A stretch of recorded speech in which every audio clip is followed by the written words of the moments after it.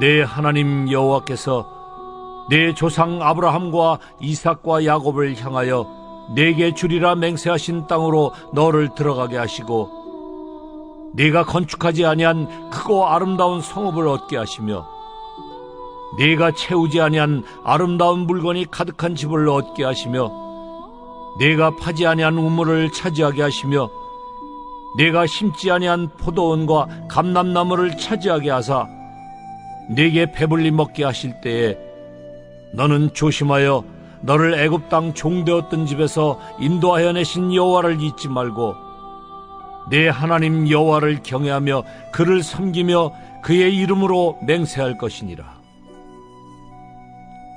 너희는 다른 신들 곧 내 사면에 있는 백성의 신들을 따르지 말라. 너희 중에 계신 너희의 하나님 여호와는 질투하신 하나님이신즉 너희의 하나님 여호와께서 내게 진노하사 너를 지면에서 멸절시키실까 두려워하노라. 너희가 마사에서 시험한 것 같이 너희의 하나님 여호와를 시험하지 말고 너희의 하나님 여호와께서 너희에게 명하신 명령과 증거와 규례를 삼가 지키며 여호와께서 보시기에 정직하고 선량한 일을 행하라. 그리하면 네가 복을 받고 그 땅에 들어가서 여호와께서 모든 대적을 네 앞에서 쫓아내시겠다고 내 조상들에게 맹세하신 아름다운 땅을 차지하리니 여호와의 말씀과 같으니라. 모세는 이스라엘 백성이 약속의 땅에 들어갔을 때 그들이 받을 축복에 대해 이야기합니다. 모세는 그들이 약속의 땅에 들어가면 땀 흘려 수고하지 않고 아름다운 도시들을 얻는다고 합니다. 아름다운 물건들이 가득한 우물도 얻는다고 합니다. 마지막으로 심지 않은 포도와 감람나무도 얻는다고 합니다. 모세는 이스라엘 백성들이 약속의 땅에 들어가면 많은 복을 받을 것을 이스라엘에게 선포했습니다. 생각해보면 이스라엘은 아무 노력도 하지 않았지만 하나님은 이스라엘을 사랑하셔서 그들에게 많은 복을 내려주셨습니다. 이렇게 모세는 이스라엘에게 복을 선포한 후 그 다음 몇 가지 권면을 했습니다. 하나님께서 이스라엘을 이집트에서 구원하신 것을 잊지 말고 하나님만을 경외하고 하나님만을 섬기라고 했습니다. 그리고 마지막에 모세는 너희는 다른 신들, 다른 백성의 신을 따르지 말라고 명령했습니다. 이게 무슨 말이냐면 약속의 땅에 있는 이방인의 신을 섬기지 말라는 겁니다. 모세가 왜 이런 말을 했냐면 당시 약속의 땅에 살고 있는 이방인들이 섬기는 신들은 주로 풍요와 그리고 경제적인 것과 관련된 신들이 많았습니다. 다산과 농사와 비와 관련된 신들도 있었습니다. 이런 이유로 하나님은 이스라엘 백성들이 하나님께서 주시는 풍요를 경험하고 더 많은 것을 얻기 위해 이방 신들을 섬기지 않도록 모세를 통해 경고하셨습니다. 모세는 이방 신들을 섬길 때 하나님은 진노하시고 이스라엘 백성들을 이방인과 똑같이 심판한다고 선언했습니다. 사랑하는 여러분, 한번 생각해 보면 우리가 언제 우상을 섬기기 시작합니까?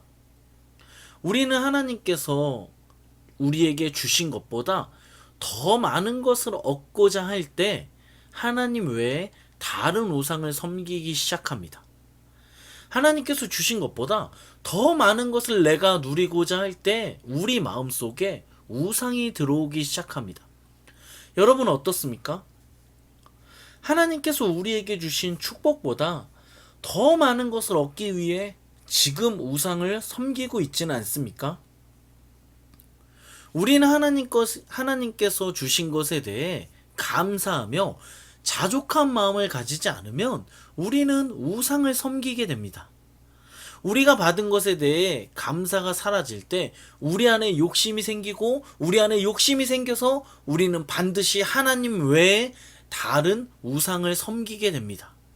지금 하나님께서 우리에게 주신 것에 대해 감사하며 자족하는 마음을 가질 수 있는 저와 여러분 되기를 예수 그리스도의 이름으로 간절히 소망합니다. 이어서 모세는 이스라엘 백성들에게 마사에서 하나님을 시험한 것과 같이 하나님을 시험하지 말라고 합니다. 이스라엘 백성들은 광야에서 마실 물이 부족했을 때 하나님이 우리 가운데 계신지, 우리 가운데 계시지 않는지 하나님을 시험했습니다. 다시 말하면 이스라엘 백성들은 하나님을 원망했습니다. 하나님의 능력에 대해 문제를 제기하면서 불평했습니다. 심지어 이스라엘은 모세의 리더십에 도전하기도 했습니다. 모세는 이스라엘이 과거의 사건을 거울 삼아 다시는 하나님을 원망하고 하나님께 불평하지 말라고 합니다.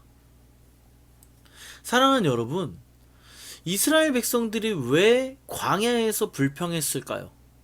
왜 이스라엘은 하나님을 원망했을까요? 바로 하나님이 인도해 주시는 광야가 마음에 들지 않았기 때문입니다.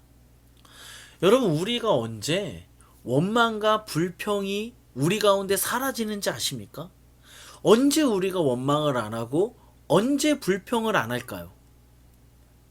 우리에게 주어진 상황이 마음에 들 때, 만족할 때입니다. 우리의 마음에 들 때 우리는 불평하지 않습니다.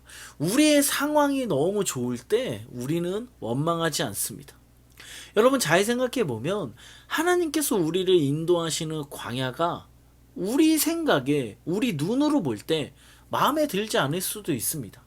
하지만 우리가 반드시 기억해야 하는 것은 하나님은 비록 우리를 광야로 걷게 하시지만 하나님은 절대 우리를 망하는 길로 인도하시지 않습니다. 오히려 하나님은 광야를 통해 우리를 생명의 길로 인도하십니다. 하나님은 우리를 반드시 최고의 좋은 길로 인도하시는 좋으신 하나님이십니다. 하나님이 인도하시는 길이 마음에 들지 않는다고 해서 불평하지 마시기 바랍니다. 내 생각과 다르다고 하나님을 원망하지 마시기 바랍니다. 하나님은 우리를 최고의 길로 인도해 주십니다. 오늘 이 말씀을 기억하며 우리에게 주어진 환경이 마음에 들지 않는다고 해서 하나님을 원망하고 불평하는 것이 아니라 오히려 하나님이 인도하시는 그 목적지를 기대하며 나아가는, 또한 모든 것에 대해 감사하는 저와 여러분 되기를 예수 그리스도의 이름으로 간절히 축원합니다. 아멘. 기도하겠습니다. 우리 기도하실 때 지금 하나님께서 우리에게 주신 것에 대해 감사하며 자족하는 마음을 가지게 해달라고, 우리에게 주어진 환경이 마음에 들지 않는다고 해서 하나님을 원망하고 불평하는 것이 아니라 오히려 감사할 수 있는 우리가 되게 해달라고, 우리 말씀을 생각하며 같이 한번 기도하겠습니다. 기도합니다.